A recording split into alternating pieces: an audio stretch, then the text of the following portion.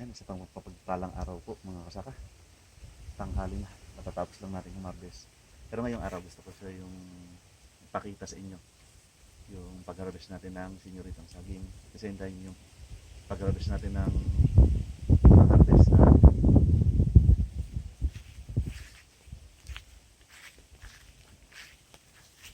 hinog na pala eh. Saan kaya ito?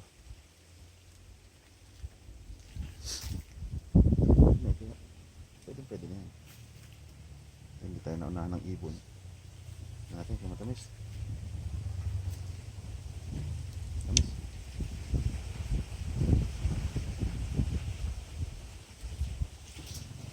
Ito, tapos natin mga tapos hindi natin ito puputulin kasi mamamatay na ito dito. Nilubid ko sa katawan. Napapakinabangan niya ng mga follower. Dahil lang ating tatanggalin.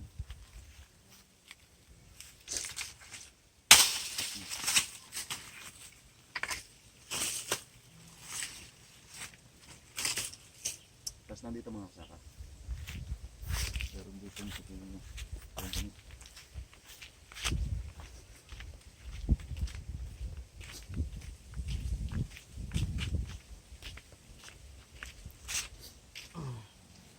Maliliit pa pero may bunga na.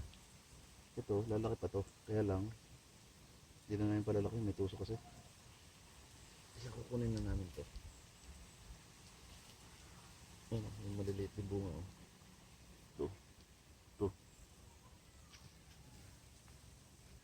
ilang pipino lang. Ayan. Tapos katatapos lang ng harvest. Ang harvest namin ay alam nga, 50 kilos. Andun, tara pakita ko sa inyo.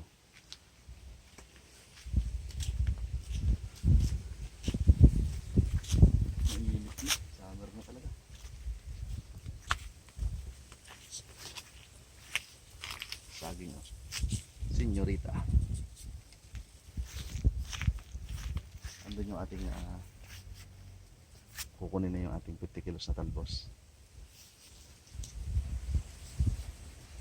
Mainit na, kailangan na magpahinga mga kasaka. Ito ating kamatis dito sa hot barrel. Mamulaklak na. Hopefully tumuloy yung mga bulaklak niya. Ayan oh. Ito, may bunga. Ayun, may bunga na pala siya. Ayun, oh. Ayan mga kasaka.